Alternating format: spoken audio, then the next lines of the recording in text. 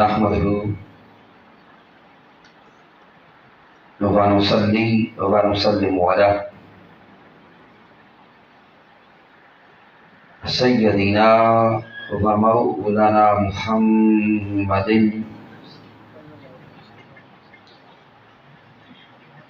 النبي الأمين المكين الكريم الرؤوف الرحيم. أما بعد فأعوذ بالله من الشيطان الرجيم. بسم الله الرحمن الرحيم. قال الله تبارك وتعالى في القرآن المجيد: إنا أرسلناك شاهدا ومبشرا ونذيرا لتؤمنوا بالله ورسوله وتعزروه وتوقروه وتسبحوه بكرة وأصيلا. صدق الله مولانا العظيم. إن الله وملائكته يصلون على النبي يا أيها الذين آمنوا صلوا عليه وسلموا تسليما. الصلاة والسلام عليك يا سيدي يا رسول الله وعلى آلك وأصحابك یا حبیب اللہ. اللہ رب العزت کی توفیق سے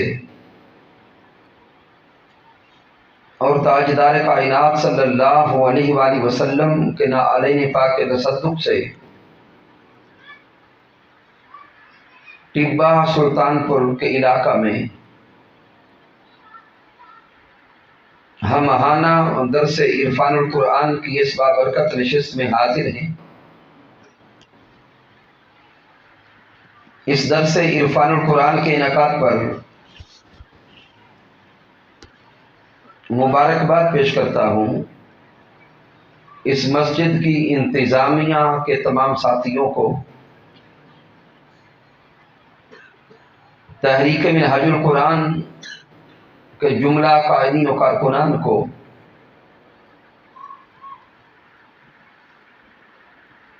اور آج کا یہ درس عرفان القرآن سننے کے لیے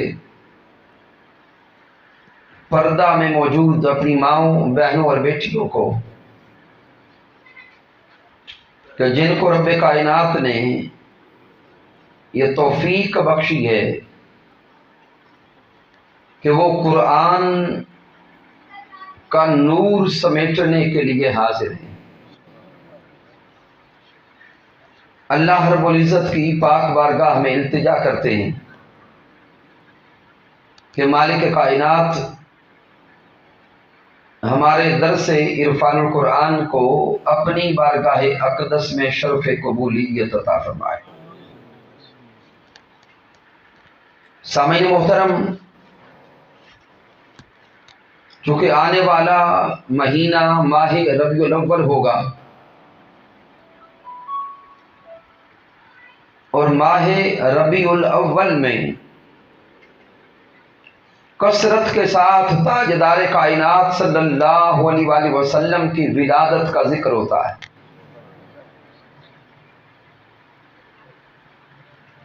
آقا علیہ السلام کے محبت اور عشق کا تذکرہ ہوتا ہے.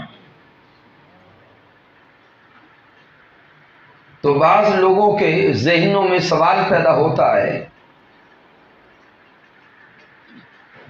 کہ امام الانبیاء،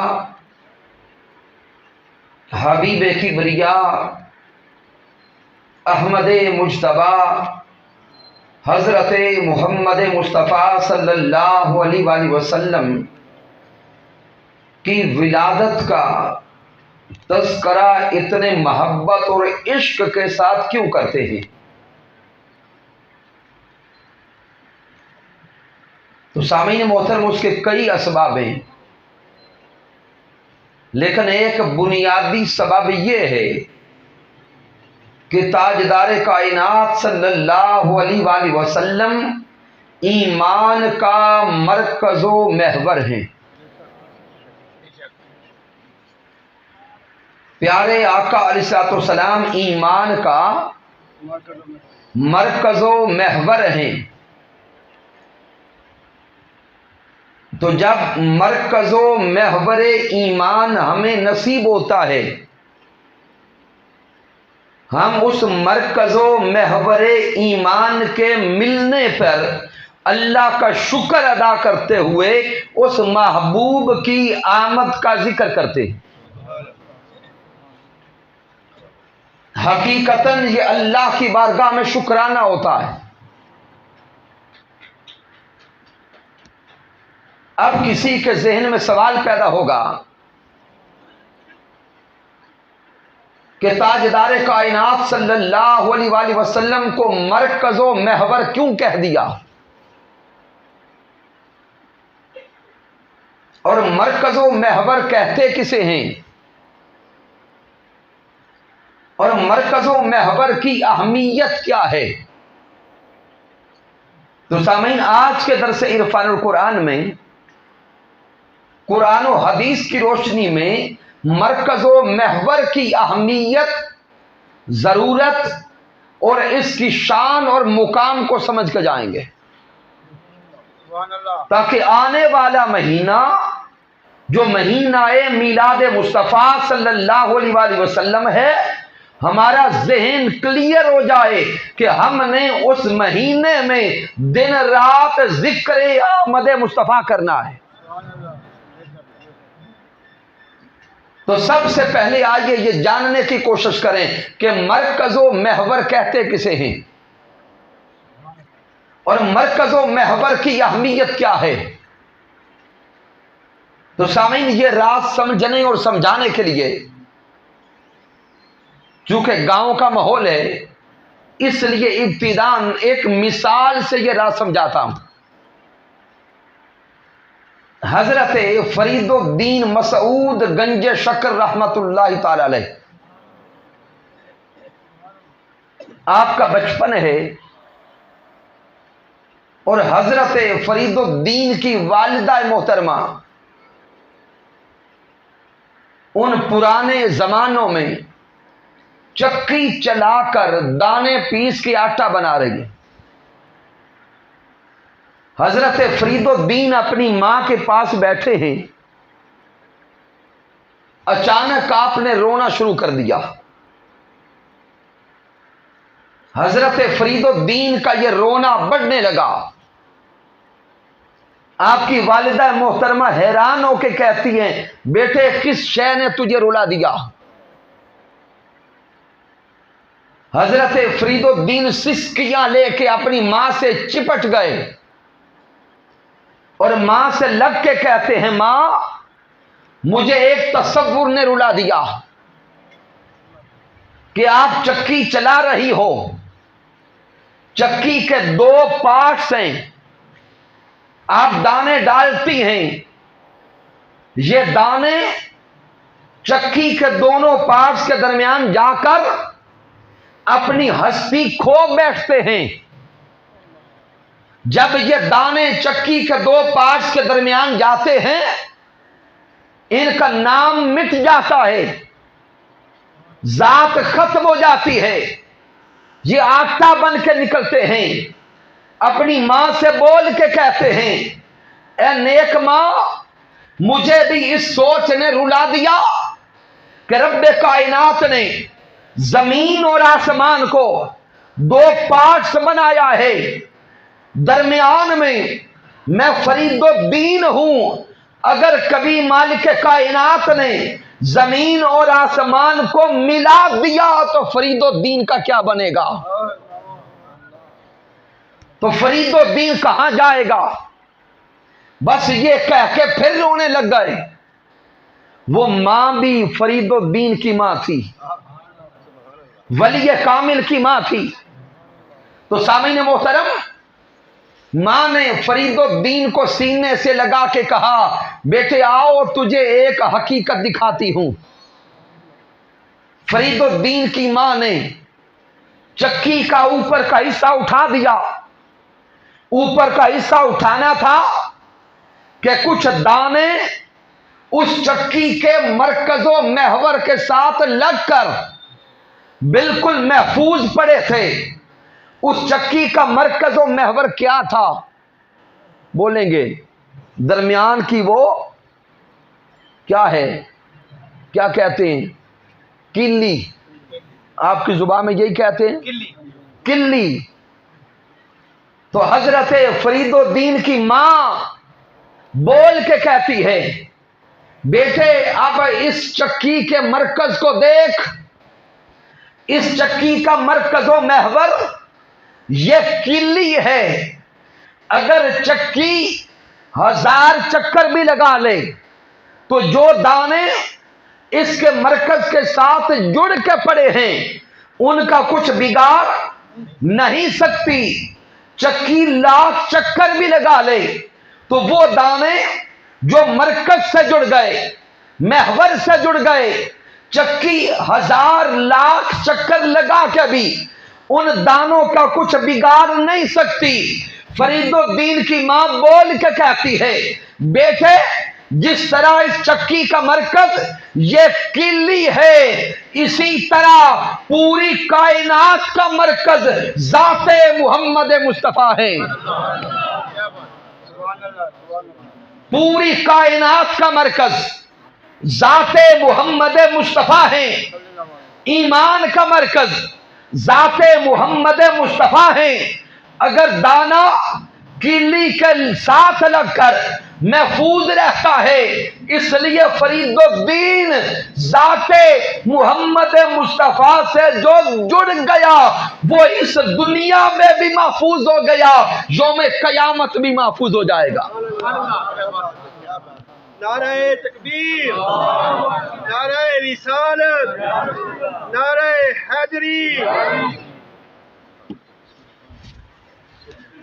तो सामईन मोहतरम, इस मिसाल से हमने मरकजो महवर की अहमियत को समझा है।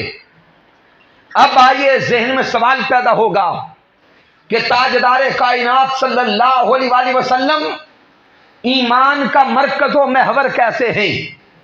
जाते हबीब सल्लल्लाहु अलैहि वसल्लम पूरी कायनात का मरकजो महवर कैसे हैं? तो सामईन मोहतरम, कुरान मजीद फुरकान हमीद में दर्जनों मुकामात पर रब्बे कायनात ने ताजदार कायनात की अजमत को बयान करते हुए, हुजूर की शान को बयान करते हुए, हुजूर के मुकाम को बयान करते हुए कभी इशारतुन नफ्स से, कभी इबारतुन नफ्स से, कभी इसालतुन नफ्स से मालिक कायनात ने यह साबित किया है कि ईमान का मरकज़ो महवर ज़ाते मोहम्मद मुस्तफ़ा है। अब आज के दरस इरफानुल कुरान के लिए पहली दलील सूरतुल अहज़ाब की आया करीमा से दे रहा हूं। मालिक कायनात फरमा रहा है, अन्नबिय्यु औला बिल मुमिनीना मिन अनफुसिहिम। मेरा अल्लाह फरमाता है कि मेरा प्यारा पैगंबर इमामुल अंबिया मुहम्मद मुस्तफ़ा सल्लल्लाहु अलैहि वसल्लम ईमान वालों की जानों से भी ज्यादा करीब हैं। अल्लाह के कलाम पे गौर करना। अन्नबिय्यु औला बिल मुमिनीना मिन अनफुसिहिम। रब्बे कायनात फरमाता है कि मेरा हबीब ईमान वालों की जानों से भी करीब है। और बाअल्फाज़ दीगर रब्बे कायनात फरमा रहा है कि ईमान वाला फकत वही है जो अपनी जान से भी बढ़ के मेरे मुस्तफा को करीब रखता है। ईमान वाला वही है जो ताजदार कायनात को अपनी जान से भी बढ़कर अजीज रखता है, अपनी जान से भी बढ़कर करीब रखता है। तो सामईन मोहतरम, कुरान मजीद फुरकान हमीद ने ईमान का राज समझा दिया, ईमान की बुनियाद समझा दी। मालिक कायनात ने यह नुक्ता समझा दिया, अगर ईमान की हलावत चाहते हो, ایمان کی چاشنی چاہتے ہو، ایمان کی لذت چاہتے ہو، تو سن لو میرے مصطفیٰ کو اپنی جان سے بڑھ کر چاہتے رہو۔ جو جان سے بھی بڑھ کر مصطفیٰ سے محبت کرے گا وہ ایمان کی لذت و حلاوت کو پالے گا۔ سبحان اللہ۔ تو سامعین اب یہاں غور کریں، اس آیہ کریمہ کو تھوڑا باریکی سے دیکھیں۔ اللہ فرماتے ہیں النبی اولا بالمؤمنین، رب کائنات نے یہ نہیں فرمایا کہ میرا محبوب ہر کسی کی جان کے قریب ہے۔ توجہ کرنا، مالک کائنات مشروط کر رہا ہے النبی اولا بالمؤمنین من انفسہم، تو یہ جو بالمؤمنین ہے یہ بتا رہا ہے کہ ایمان کو جوڑا جا رہا ہے ذات مصطفیٰ کے ساتھ، ایمان کو جوڑا جا رہا ہے ذات مصطفیٰ کے ساتھ، ایمان کو منسلک کیا جا رہا ہے ذات مصطفیٰ کے ساتھ۔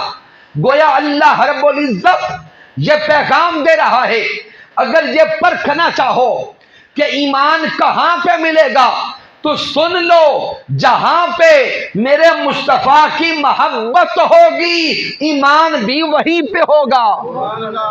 سبحان اللہ۔ جہاں پر پیارے حبیب کی چاہت ہوگی ایمان بھی وہیں پہ ہوگا، اور جہاں پر تاجدار کائنات کی محبت نہیں ہوتی، چاہت نہیں ہوتی، عشق نہیں ہوتا، وہاں اور سب کچھ ہوتا پھرے، چاہے کلمے بڑے ہوں، نمازیں بڑی ہوں، روزے بڑے ہوں، مدرسے بڑے ہوں، داڑھی جبے کبے بڑے ہوں، جہاں پر محبت مصطفیٰ نہیں اور سب کچھ ہے تو اور سب کچھ ہو سکتا ہے، ایمان نہیں ہو سکتا، کیونکہ النبی اولا بالمؤمنین من انفسہم کے تحت رب کائنات نے ایمان کو جوڑ دیا ہے ذات مصطفیٰ کے ساتھ۔ تو جب اس آیہ کریمہ سے یہ راز سمجھ گئے تو اب آئیں سورۃ الفتح کی آیہ کریمہ نمبر 8 اور 9 کا مطالعہ کریں۔ یہاں مالک کائنات فرما رہا ہے انا ارسلناک شاہدا و مبشرا و نذیرا۔ اللہ رب العزت اس آیہ کریمہ میں تاجدار کائنات صلی اللہ علیہ وآلہ وسلم کی 4 شانوں کو بیان کر رہا ہے۔ انا ارسلناک، لفظ ارسلنا میں شان رسالت کا بیان ہے، شاہدا و مبشرا و نذیرا، پھر شان شاہدیت کا بیان، شان مبشریت کا بیان، شان نذیریت کا بیان۔ اللہ رب العزت اپنے حبیب مکرم کی ان 4 شانوں کا تذکرہ کر رہا ہے۔ ذہن میں سوال پیدا ہوگا، اے مالک کائنات اپنے حبیب کی ان شانوں کو کیوں بیان کرتا ہے؟ ان عظمتوں کے بیان کا مقصد کیا ہے؟ تو اللہ رب العزت نے ساتھ ہی اگلے الفاظ میں ان شانوں کے بیان کا مقصد بیان کیا ہے۔ مالک کائنات فرماتا ہے لِتُؤْمِنُوا بِاللَّهِ وَرَسُولِهِ۔ اب اس راز کو بھی سمجھیے گا، پیچھے اللہ رب العزت نے تاجدار کائنات کی 4 عظمتوں کا تذکرہ کیا۔ انا ارسلناک شاہدا و مبشرا و نذیرا۔ ذہن میں سوال پیدا ہوا، اے رب کائنات تو حبیب مکرم کی ان شانوں عظمتوں کو بیان کیوں کرتا ہے؟ میرا اللہ اگلی آیت کریمہ کو ساتھ جوڑ کر مقصد بیان کرنے لگا ہے۔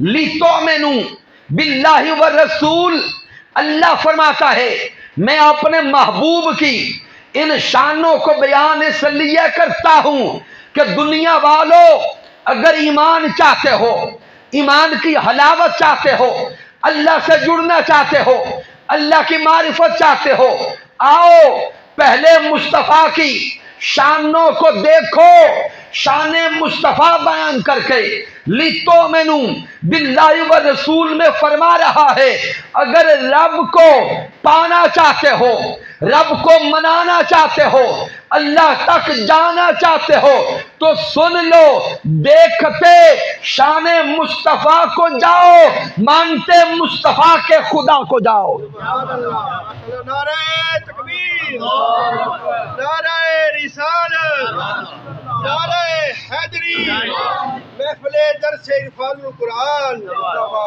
سامعین محترم توجہ کریں قرآن مجید کے ان الفاظ پر، لِتُؤْمِنُوا بِاللَّهِ وَالرَّسُولِ، یہ لِتُؤْمِنُوا یہ لام سبب ہے کہ محبوب کی عظمتوں کو اس لیے بیان کرتا ہوں کہ اگر ایمان لانا چاہتے ہو تو دیکھو مصطفیٰ کو، مانو مصطفیٰ کے خدا کو۔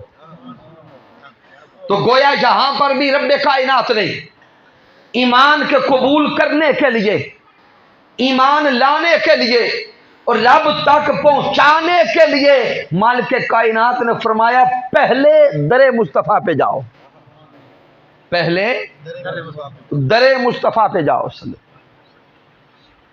پھر سامعین محترم اس سے آگے چلیں، سورہ اخلاص کا مطالعہ کریں۔ سورہ اخلاص کون سی ہے؟ جسے آتی ہے تھوڑا تلاوت کریں گے۔ قل هو اللہ احد، یہ جو سورہ اخلاص ہے اس کا دوسرا نام سورہ توحید ہے، اور اس سورت کو اخلاص بھی اسی لیے کہتے ہیں کہ اس میں خالصتاً اللہ کی توحید کا ذکر ہے۔ اس سورت میں اللہ رب العزت نے اپنا تعارف کروایا ہے، اپنا تعارف کروایا ہے۔ سامعین محترم جب آقا علیہ الصلوۃ والسلام نے مکہ کی سرزمین پر کفار کو اللہ رب العزت کی طرف بلایا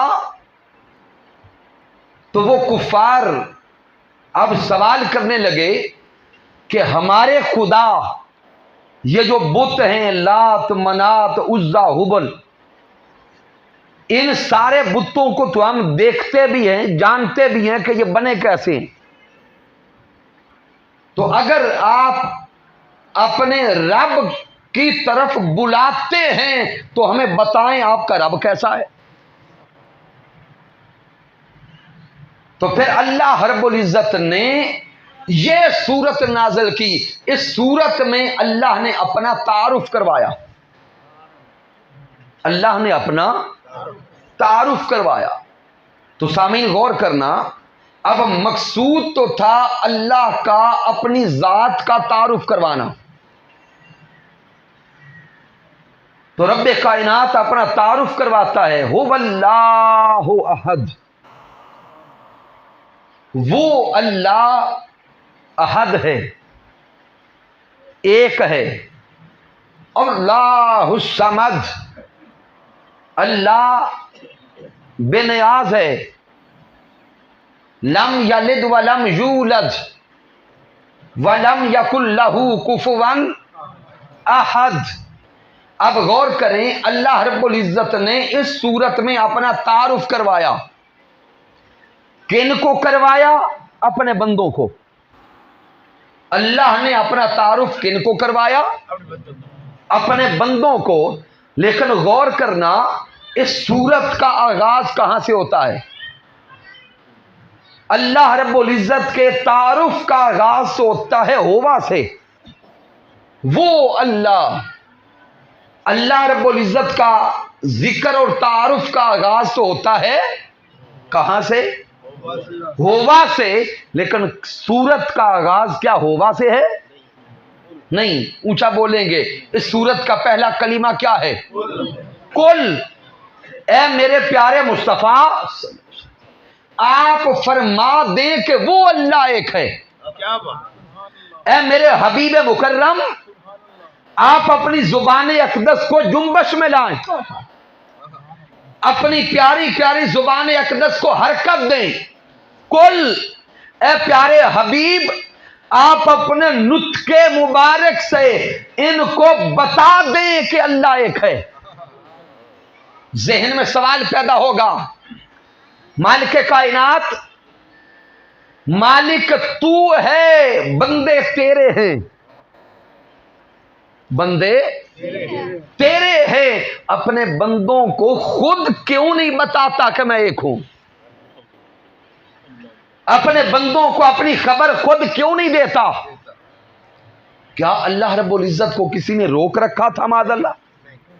نہیں، وہ مولا صاحب قدرت ہے، وہ رب کائنات چاہتا تو ہر کسی کو القا کر دیتا کہ میں ایک ہوں، وہ رب چاہتا تو ہر کسی کو سوتے ہوئے خواب میں بتا دیتا کہ میں ایک ہوں، وہ رب چاہتا تو ہر کسی کے سرہانے خط بھجوا کر بتا دیتا کہ میں ایک ہوں، وہ رب چاہتا تو ہر کسی کی طرف اپنا نمائندہ بھیج کر بتا دیتا کہ میں ایک ہوں، لیکن رب کائنات نے نہ کسی اور کو اپنے نمائندے سے بتایا، نہ کسی اور کو خط بھیج کے بتایا، نہ خواب میں بتایا، نہ القاء سے بتایا کہ میں ایک ہوں، میری عبادت کرو۔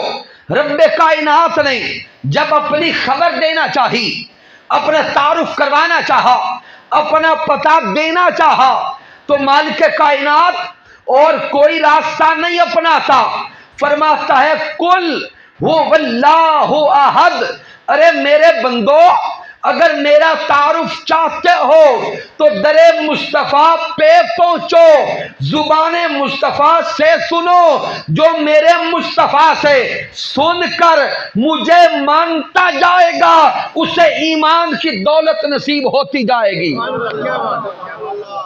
نعرہ تکبیر، نعرہ رسالت، نعرہ حیدری۔ سامعین محترم، اس راز کو دل کی تختی پہ لکھیے گا۔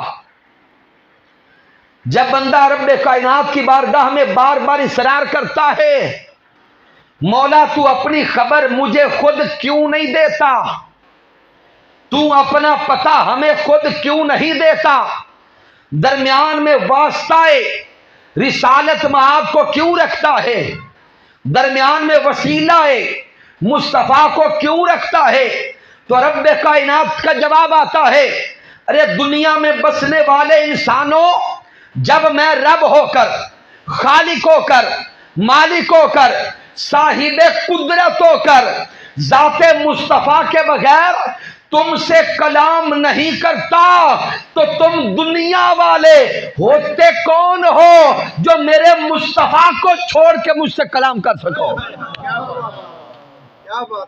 اس لیے اگر مجھ سے جڑنا چاہتے ہو، مجھ سے تعلق قائم کرنا چاہتے ہو، میری بارگاہ تک آنا چاہتے ہو، ایمان کی دولت پانا چاہتے ہو، تو جاؤ پہلے اپنا رشتہ محمد مصطفیٰ سے جوڑو، جس کا رشتہ ذات مصطفیٰ سے جڑتا جائے گا وہ ایمان پاتا جائے گا۔ اب سامعین محترم، جیسا میں نے عرض کیا کہ صرف اسی موضوع پر درجنوں آیات مبارکہ ہیں، لیکن میں بات کو صرف آیات میں رکھ کے کئی ذہنوں کے لیے مشکل نہیں کرنا چاہتا۔ اب بات تھوڑی اور سادہ کرتے ہیں۔ شاید کسی انسان کا ذہن کہے کہ نہیں، ایمان لانے کے لیے پہلے اللہ رب العزت کو ماننا چاہیے۔ بھئی دور ایسا ہے نا، تشکیک کا دور ہے، جیسا کہ آج کے دور میں بعض لوگ کہنے لگ گئے کہ ہمارے لیے فقط قرآن کافی ہے۔ تو شاید کسی کا ذہن بول اٹھے کہ نہیں علامہ صاحب آپ کی بات ہماری سمجھ تک نہیں آتی، کیونکہ ہم کہتے ہیں ایمان کے لیے صرف اللہ کو مانا جائے، یا پہلے اللہ کو مانا جائے، اور شاید ان کے پاس ایک دلیل ہو جو بڑی سالڈ ہے۔ اور وہ دلیل کیا ہے؟ بعض مقامات پر بزرگ احباب نے یہ دلیل پیش کی وہ کہتے ہیں کہ ہمیں جو ایمان بچپن میں پڑھایا گیا، ایمان کی صفتیں، تو ایمان مفصل جو پڑھایا گیا وہ کیا ہے؟ آمنت باللہ، تھوڑا اونچا پڑھیں گے، وملائکتہ وکتبہ ورسلہ۔ اب کئی ذہن یہ سوچ سکتے ہیں کہ جو بچپن سے ہمیں مساجد میں ایمان کی صفات پڑھائی گئی ہیں ان میں پہلے ایمان اللہ کی ذات پر ہے، اس میں کوئی شک نہیں۔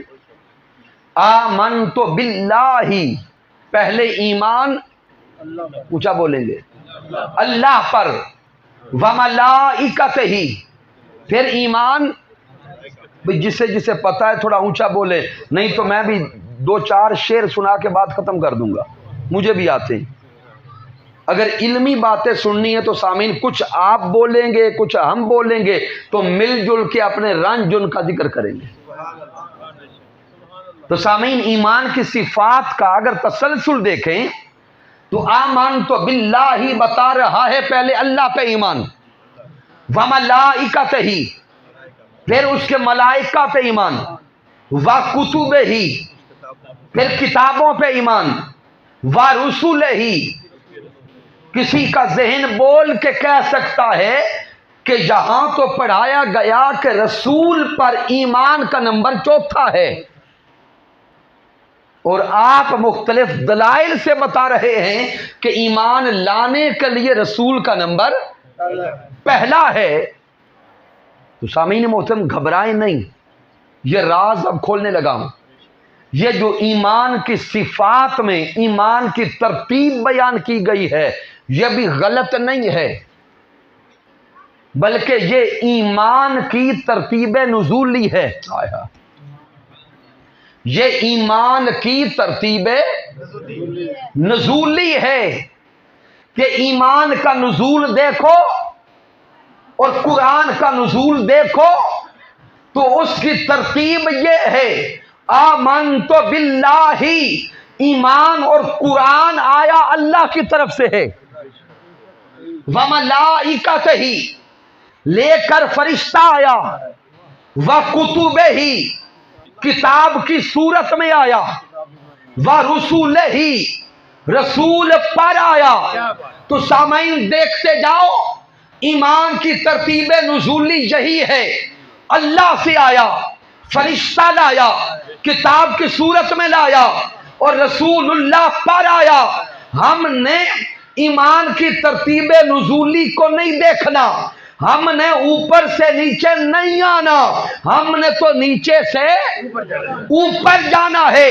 اگر اوپر سے نیچے پڑھیں گے تو پہلے اللہ پہ ایمان، پھر ملائکہ پہ ایمان، پھر کتابوں پہ ایمان، پھر رسولوں پہ ایمان، لیکن جب نیچے سے اوپر جانا ہوگا، اللہ سے رشتہ قائم کرنا ہوگا، پھر ترتیب یہی ہے، ارے دوڑو، پہلے رسول اللہ کے در پہ پہنچو، جو رسول اللہ سے جڑ جائے گا رسول اس کو خدا تک پہنچا دے گا۔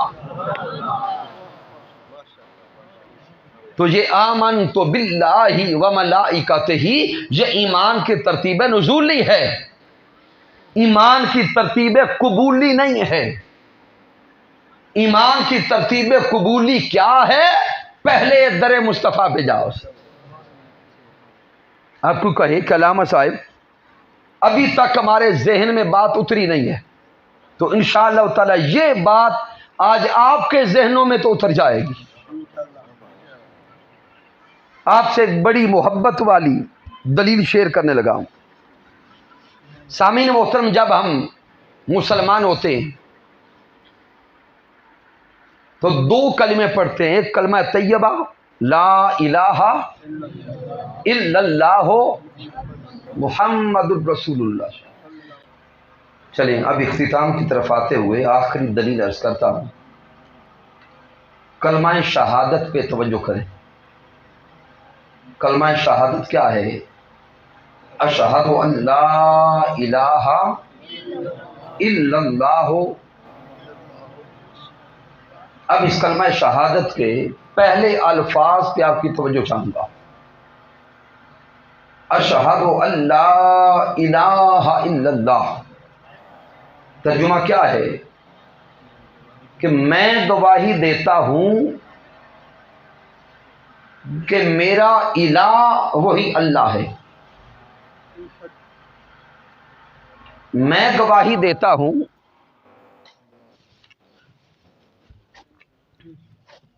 بسم اللہ.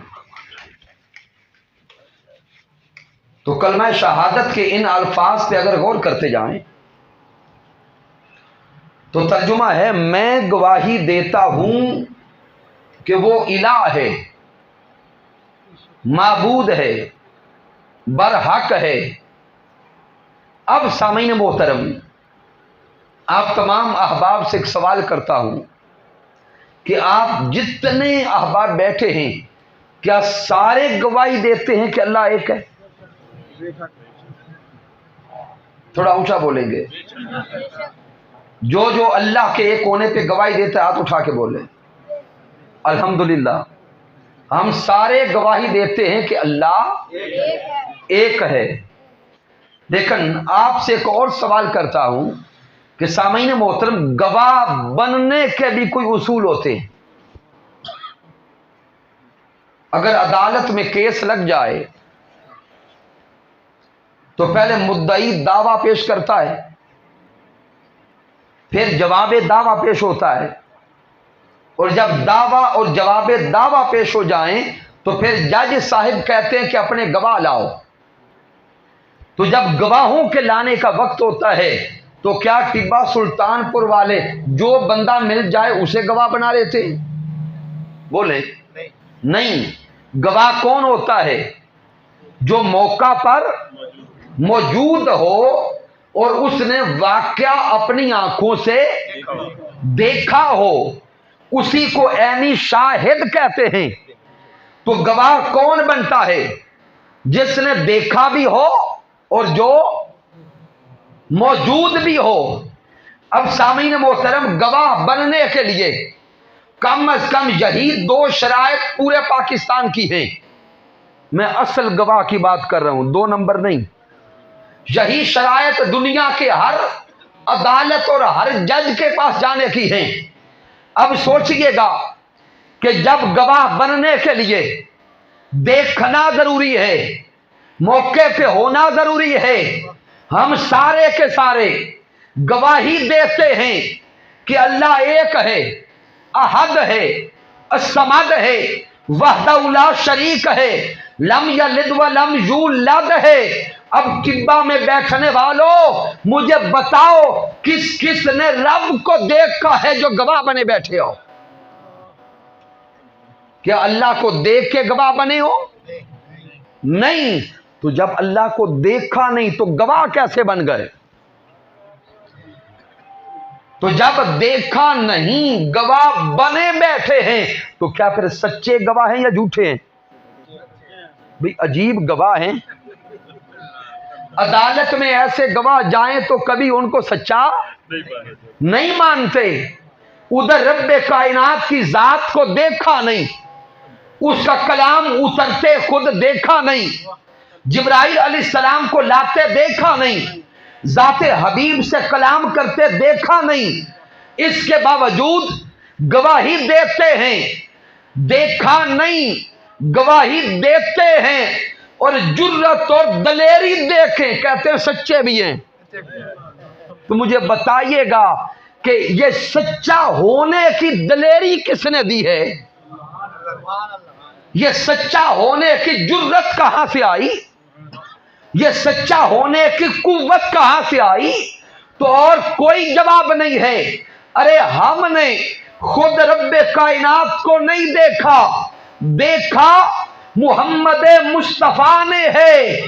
پیارے مصطفیٰ نے دیکھ کر ہمیں خبر دی ہے. ہم زبان مصطفیٰ پہ یقین کر کے مان بھی گئے، گواہ بن بھی گئے.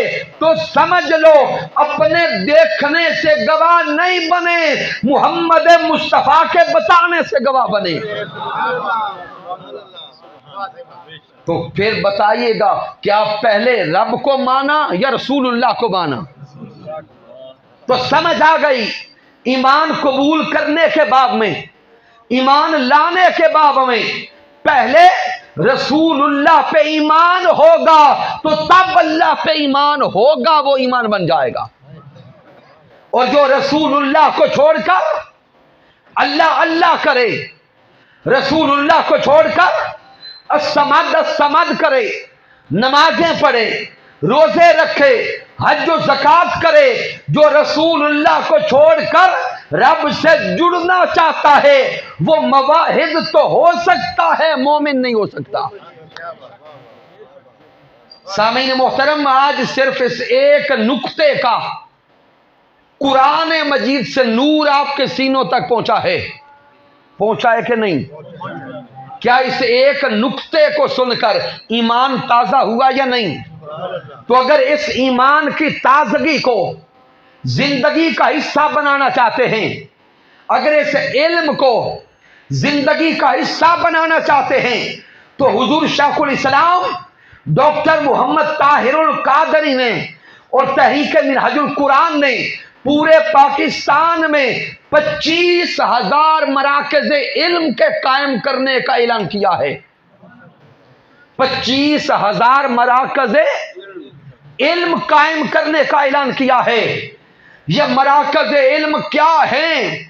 جہاں سے علم کا نور پھوٹے گا، جہاں سے تربیت کا نور پھوٹے گا، جہاں سے علم بھی ملے گا، تربیت بھی ملے گی، اخلاق بھی ملے گا، کردار بھی ملے گا، قرآن کیسے پڑھنا ہے یہ بھی نور وہاں سے ملے گا، حدیث کو کیسے سمجھنا ہے یہ بھی نور وہاں سے ملے گا، سیرت مصطفیٰ کو کیسے اپنانا ہے یہ بھی نور وہاں سے ملے گا۔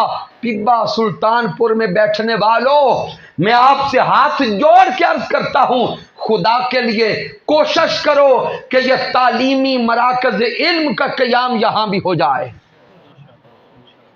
کوئی مشکل نہیں ہے۔ سلیبس حضور شیخ الاسلام کی سرپرستی میں ترتیب دے دیا گیا، سلیبس مرتب ہو چکا، چھپ چکا، پورے پاکستان میں اس سلیبس کو پہنچایا جا رہا ہے۔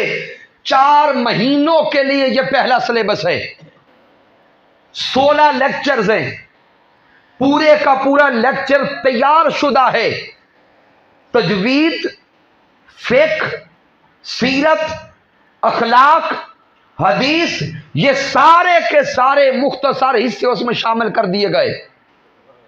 اور اس سلیبس کو پڑھانے کے لیے کوئی بڑے سے بڑے عالم کی ضرورت نہیں ہے، جس کا قرآن اچھا ہے بہتر انداز سے قرآن پڑھ اور پڑھا سکتا ہے، اور جس کی اردو بہتر ہے وہ اس کلاس کو پڑھانے کے قابل ہے۔ اس کے لیے جو اساتذہ کرام بیٹھے ہیں، میں ان سے ریکویسٹ کروں گا کہ کوشش کریں کہ اس کلاس کا اجرا کیا جائے، اور اس کلاس کو قائم کرنے کے لیے کسی بڑے ادارے کی ضرورت نہیں ہے، کسی بڑی بلڈنگ کی ضرورت نہیں ہے۔ آپ اپنی مسجد میں اس کلاس کا آغاز کر سکتے ہیں، اپنی بیٹھک میں کلاس کا آغاز کر سکتے ہیں، اپنے برآمدے میں کلاس کا آغاز کر سکتے ہیں، گھر کے صحن میں کلاس کا آغاز کر سکتے ہیں۔ ادھر مائیں بہنیں بیٹیاں سن رہی ہیں، وہ بھی ارادہ کریں، عورتوں کے لیے ہماری بیٹیاں کلاس کا اجرا کریں، جوانوں کے لیے، مردوں کے لیے آپ احباب جو علماء ہیں، جو ٹیچرز ہیں، وہ کلاس کا آغاز کریں، اور کوشش کریں کہ اس اندھیرے دور میں علم اور معرفت کا نور آگے پہنچاتے جائیں، ہم کچھ نہ کچھ تو اپنا حصہ ڈالتے جائیں۔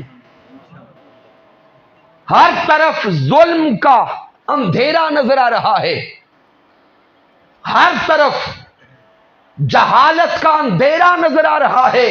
سامعین محترم، اس دور میں ڈگریاں تو نظر آتی ہیں لیکن تعلیم و تربیت نظر نہیں آتی۔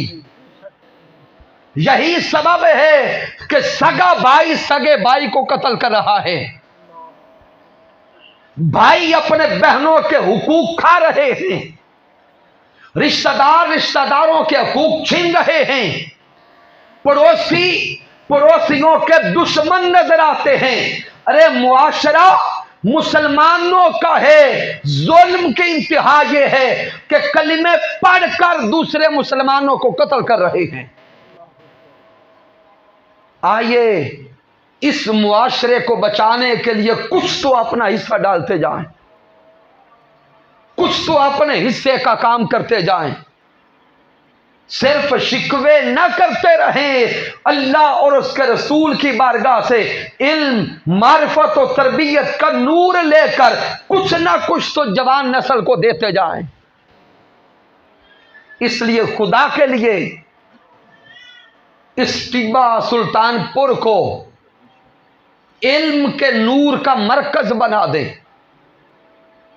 और ये कोई मुश्किल काम नहीं, अगर रब्बे कायनात हिम्मत अता करे और बंदा इरादा करे इस्तिकामत के साथ, तो अगले एतवार से आप क्लास का आगाज कर सकते। इसलिए हर कोई अपने ताई कोशिश करे। और जो बुजुर्ग अहबाब सोच रहे हो कि मैं खुद पढ़ा तो नहीं सकता लेकिन अपनी जगह दे सकता हूं या लोगों को दावत दे के ला सकता हूं, पढ़ा नहीं सकता, वो मोहतरम हाफिज अब्दुल मजीद साहब से राब्ता करें। पढ़ाने वाले ट्यूटर मुअल्लिम ये प्रोवाइड कर देंगे।